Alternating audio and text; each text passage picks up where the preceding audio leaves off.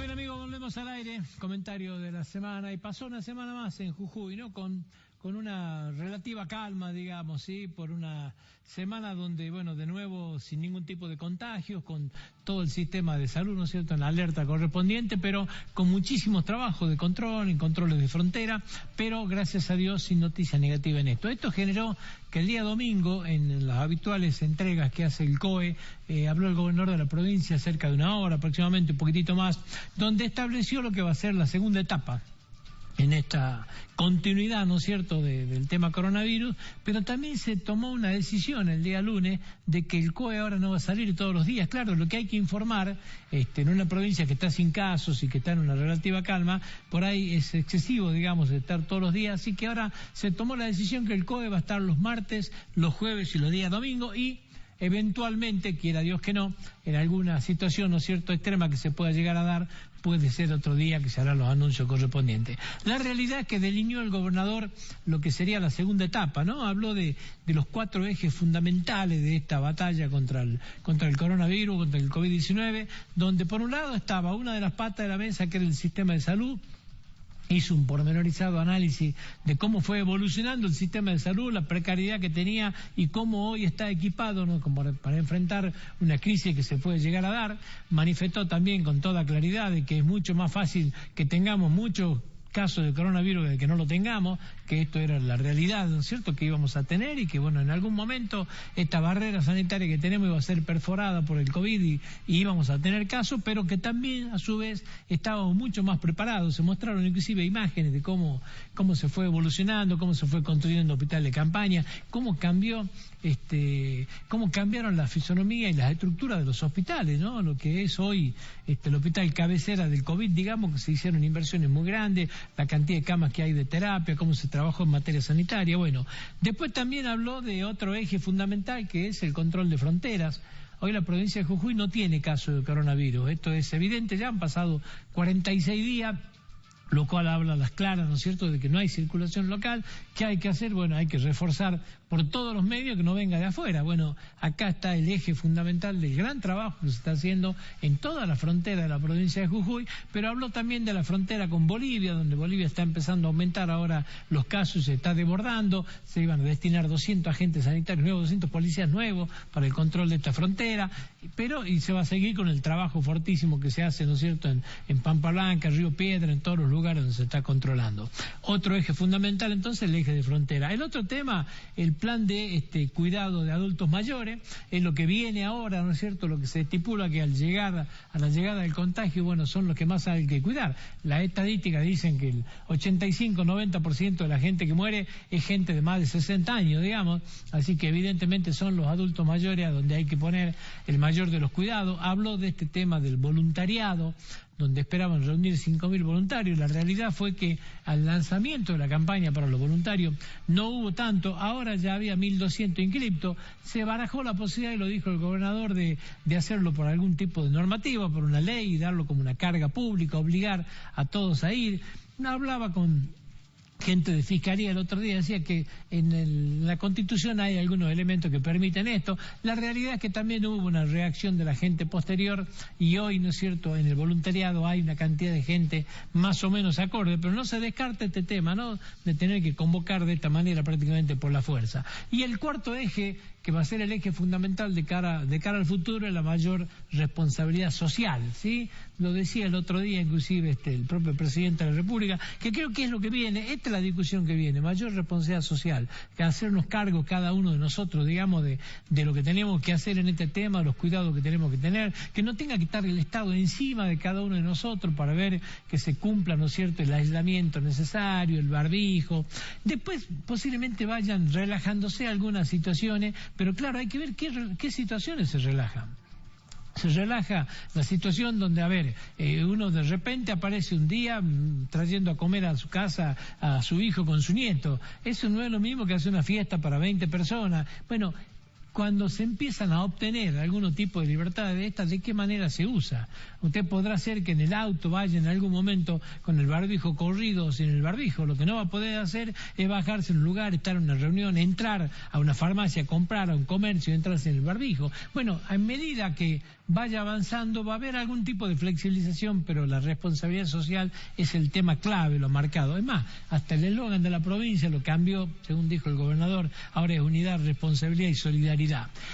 Cambia también el tema de los testeos, la provincia va a empezar a hacer mucho más testeo, hoy tiene capacidad de 200, se aspira a llegar, lo dijo el gobernador, a 400 testeos diarios a finales de mayo. Este es el desafío, digamos, de las autoridades sanitarias. En la medida en que aumentan los testeos, van a aumentar los casos también. No es el caso de Jujuy, porque en Jujuy está demostrado que no hay circulación. Pero cuando empiece, ¿no es cierto?, algún tipo de circulación, mientras más testeos se hagan va a ser más fácil la captación de los asintomáticos, digamos. Hoy Jujuy está parado en este tema, digamos, ¿sí? Pero bueno, vamos a ver qué es lo que sucede. Hablaron de los planes, estos dos planes que está alargando el gobierno de control, el plan Centinela y el plan Cazador 360, dos planes para ir hacia la gente, ¿no es cierto?, y empezar a llevar adelante, ¿no es cierto?, testeos que son aleatorios, que van a la casa, que no, bueno, con todas las precauciones del caso, pero empezar a tratar de tener un mapa perfectamente diseñado de cómo puede llegar a haber mecanismos de contagio, digamos,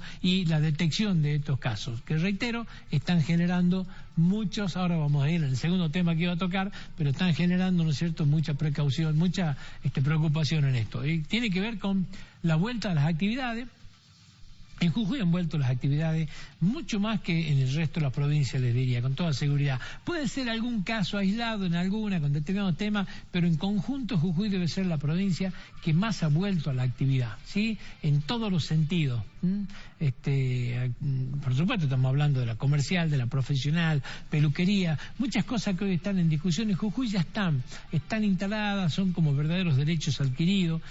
Volvió con características especiales, ¿no? Yo lo hablaba en el noticiero, hay una situación, le diría, de austeridad en todo el mundo que ha hecho que los comerciantes y todos que han abierto las puertas hoy, claro, están mirando con recelo este tema. Había expectativas por ahí distintas de que vuelva un movimiento parecido al anterior y el tema está lejos de ser parecido al anterior. Algunos hablan que está entre el 25 o el 30% de lo que se movía con anterioridad, inclusive de acuerdo al rubro, hasta los mismos rubros alimenticios han caído. O sea, uno iba a comprar en un determinado lugar donde comprábamos, por ejemplo, tortas y algunos postres, y decía, no, ya no se hacen postres, porque la gente lo empezaba a hacer en la casa en estos momentos de cuarentena, aprendió a sacar una receta con una parte de, por un lado para ahorrar, por otro lado para ocupar el tiempo libre, digamos, ¿no es cierto?, como hobby, lo que sea, pero han cambiado muchas costumbres que esto se está haciendo sentir en el comercio, aparte del temor natural de la gente que tiene 2 pesos y lo guarda, no lo quiere gastar, tiene miedo, no sabe cuándo vuelve a cobrar. Hay una inseguridad muy grande en todo el mundo y hay una caída de ingresos tremendamente grande en gran parte de la población. El 80% de la gente, en la encuesta que se hicieron, manifiestan haber bajado su nivel de ingreso, digamos, ¿sí? Ni qué hablar aquellos que están atados, ¿no es cierto?, a la suerte de un trabajo personal. Hay muchas actividades que están hoy sufriendo de manera muy grande y que no ven una solución de cara al futuro. El gobernador también lo dijo el domingo, la vamos a acompañar, vamos a tratar de subsidiar.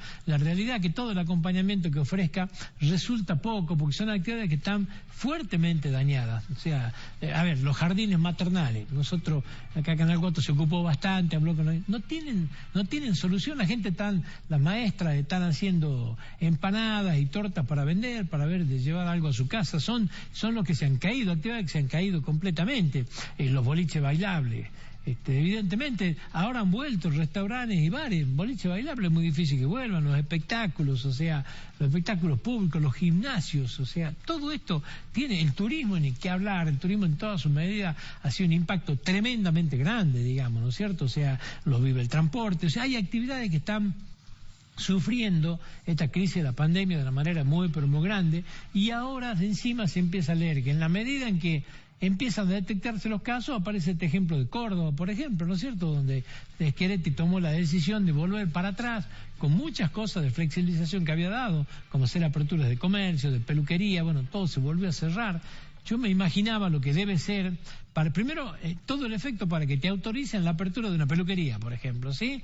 Ponerla de nuevo en funcionamiento, la has tenido cerrada 2 meses, ahora la pones en funcionamiento, aplica todas las medidas de seguridad que te ponen, que el alcohol en gel, que los pies con lavandina, que flechita, que todo lo que tenés que hacer, y cuando la abrís, a los 4 días que empezás a recuperar un poco de clientela, dicen hay que cerrarla de vuelta. No quiero ni pensar, o sea, no sé si está en la mente para volver a hacer una cuarentena tan estricta como la que hicimos, no sé si la gente lo soportaría, porque es como que ya abriste una puerta, te saliste, no querés volver a entrar.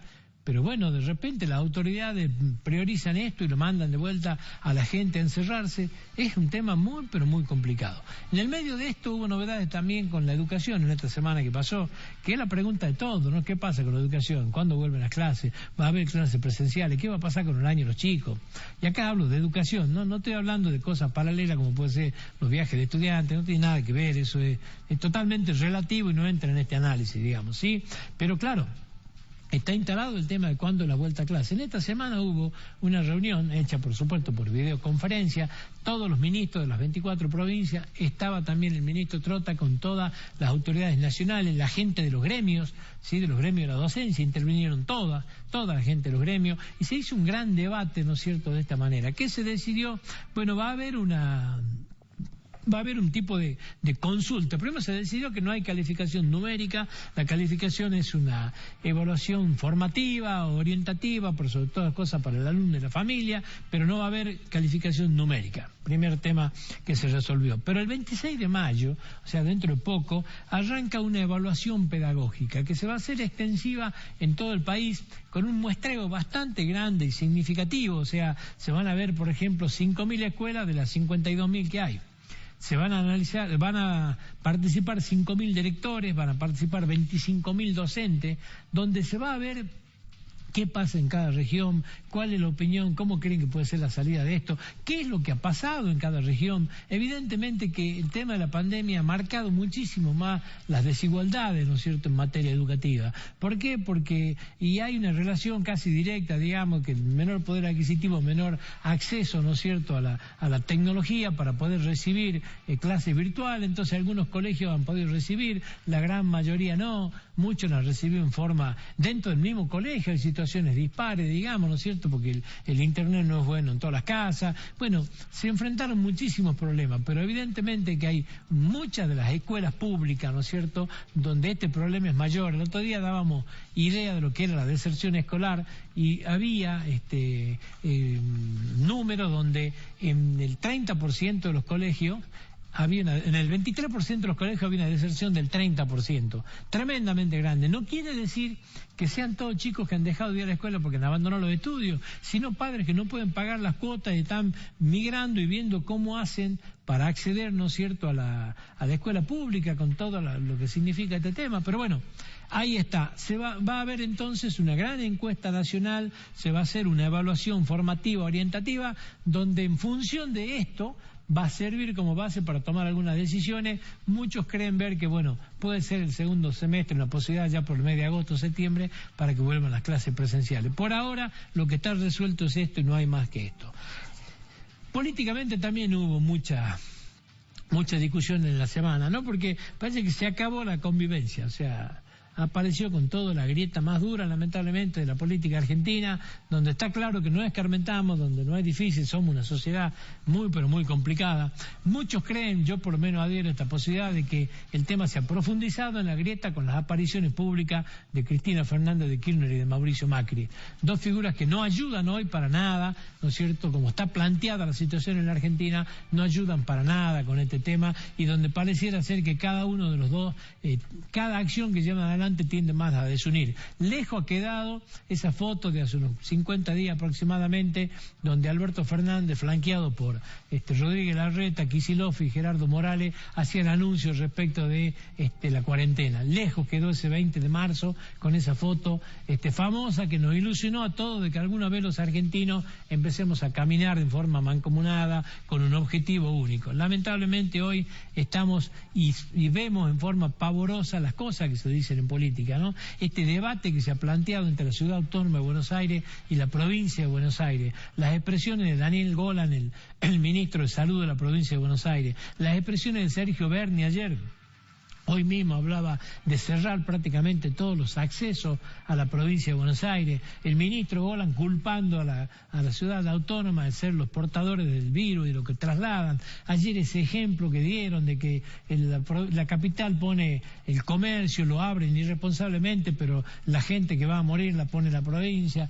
Realmente las cosas que se han dicho y la injerencia que tiene la política en esto es lamentable, pero bueno, es la Argentina, ¿no? Nos cuesta muchísimo a todos llevar adelante las cosas con naturalidad, con racionalidad, se mete la política en el medio y todo se politiza, lamentablemente todo va por el mismo sentido.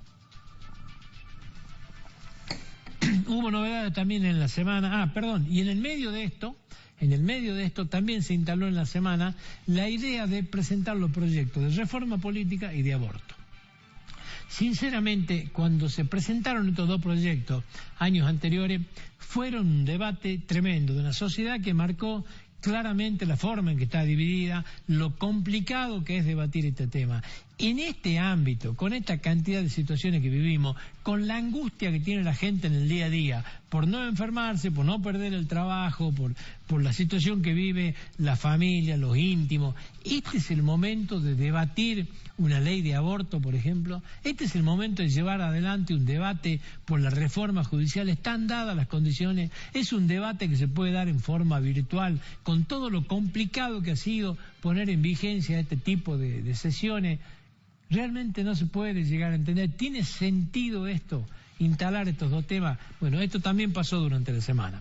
Las jubilaciones y su actualización son temas de debate hoy, ¿no es cierto? Se ha dado a partir del a partir del 1 de julio, o sea, hasta el 30 de junio está vigente el valor de la jubilación mínima y de ahí se actualiza, lo hicieron por decreto, se actualiza un 6.12%. ¿Por qué decimos que está el debate? Porque en su momento, cuando se suspendió la ley jubilatoria, la forma de actualización, se decían que al hacerlo por decreto iban a favorecer a los jubilados. En el primer trimestre, o sea, que arrancó en marzo, digamos, ¿no es cierto?, que arrancó en abril, vendría a ser, en ese primer trimestre, ¿qué se hizo? No se dio una suma, un porcentaje de aumento, sino que se dio una suma fija de 1.500 y un porcentaje del 2.3. Cuando se aplicaba estos porcentajes, nos dábamos que el aumento en la mínima era del 13%, cuando el ajuste que hubiera correspondido con la vieja ley era de 11.56. Lo que pasa es que ahora se aplica un 6.12. Si uno se vuelve atrás, con los dos aumentos que hubieran correspondido con la vieja ley y le aplica el 6.12 al mínimo que está vigente ahora, los jubilados pierden en la mínima 537 pesos y cifras mucho mayores cuando nos vamos para arriba en los valores jubilatorios. La realidad es que hoy la mínima va a 16.864, con el viejo esquema hubiera estado en 17.000, que lo tengo por acá, 17.156. O sea, han perdido 537 pesos, digamos, con esto. Y bueno, ahí se planteó el debate, la oposición ha salido fuertemente a criticar esto, a marcar que en la anterioridad se decían tal cosa. Bueno, la política de nuevo, y es un debate, bueno, que está instalado y vale, digamos, ¿sí? Es una semana clave en lo que se refiere al tema de la deuda, va a ser una semana importante. El 22 de mayo, o sea, el viernes, está venciendo el pago de de intereses de 3 cupones, son 503 millones de dólares lo que tendría que pagar el país, no se va a pagar. Dicen algunos que tampoco va a haber acuerdo hasta esa fecha, pero va a ser un default absolutamente programado porque no hay ningún riesgo de caer en la justicia, sino que va a ser los plazos para la instrumentación de un acuerdo que puede venir. Hay un grupo de bonistas grande, cerca del 15% que están agrupados, que están planteando, ¿no es cierto?, que no tiene que haber periodo de gracia, o sea, se han conocido forma de la propuesta, sin periodo de gracia, o sea, no se tomen los 3 años que se toma el gobierno para pagar, tiene que haber un aumento de los intereses, con cupones que sean crecientes, digamos, arrancar con un cupón de interés del 1,5 y no del 0,50 que plantea el país. Bueno, una serie de cuestiones técnicas que modifican sustancialmente la propuesta hecha por el gobierno, pero que de alguna manera el gobierno no lo trastoca completamente. Dicen, para reducirlo en un número, como que el gobierno ofreció pagar en el orden del 42 al 44%, digamos, de cada lámina de 100, lo que están contraofertando llevaría esa contraoferta más o menos a 60. Entienden que de la negociación se puede llegar a terminar cerrando en el 50-51%, o sea, vamos a ver qué es lo que pasa. Hay optimismo, por lo menos por parte del gobierno, para que no se caiga en default. Caer en default sería realmente una tragedia para la Argentina en el momento que vivimos, porque cierra las puertas a cualquier tipo de financiación. Reitero, lo que está en debate acá son 65.000 millones de dólares, que es la parte que se está refinanciando, ¿sí? La deuda total argentina son de 313.000 millones de dólares. Acá se está refinanciando una parte que es la que se tiene con los bonistas, que están bajo legislación extranjera, pero se entiende también que el acuerdo que se llegue acá es el que se transmite después para los bonistas que están con legislación nacional. Y bueno, el resto, hay gran parte de esto que son las mismas, los mismos organismos del Estado, o sea, bonos que tiene el ANSES, que sería fácil arreglar. Pero bueno, hoy está planteado el debate así. El viernes es un día trascendental en este tema, vamos a ver qué pasa. Un pequeño comentario: también en esta semana fijaron el precio del tabaco.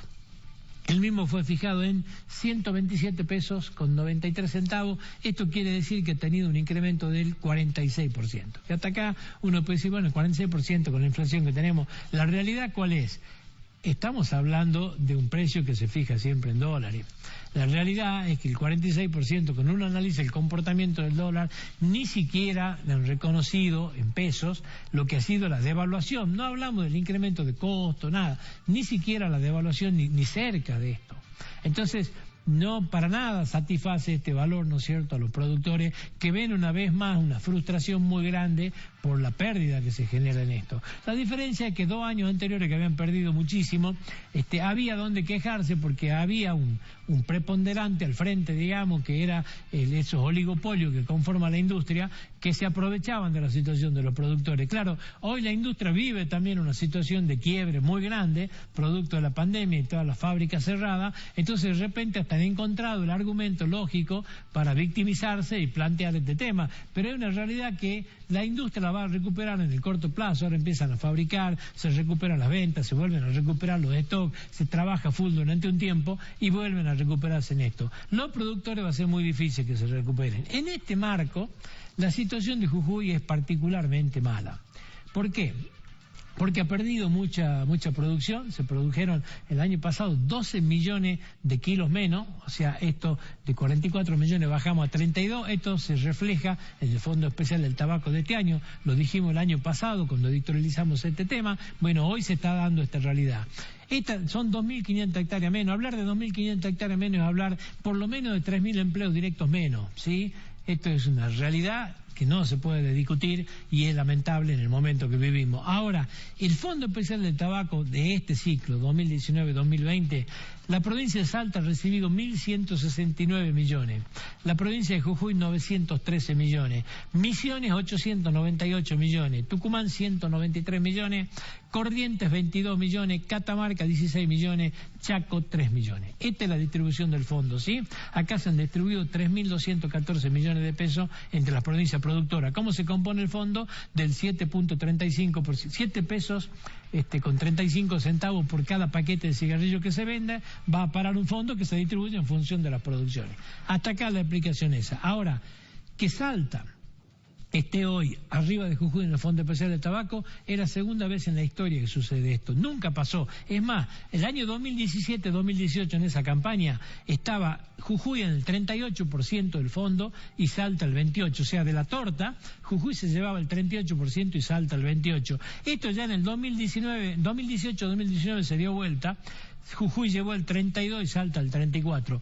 Y ahora en este año ya, 2019-2020, Jujuy lleva el 28.41% y Salta el 36.37%. O sea, 8 puntos arriba que nosotros. Esto se refleja en lo que vivimos acá, más de 250 millones de pesos que ha recibido Salta, que Jujuy en el Fondo Especial del Tabaco. Tiene un impacto grande en la economía. ¿Producto de qué? Y bueno, de la situación que hemos venido denunciando permanentemente, donde Jujuy viene para atrás en materia productiva, tiene problemas serios en su cooperativa, tiene problemas serios, ¿no es cierto?, para vender el tabaco. Lamentablemente, decisiones que se han tomado en el marco del error y hoy lo estamos sufriendo con estos números que son lamentablemente para Jujuy, irrebatible.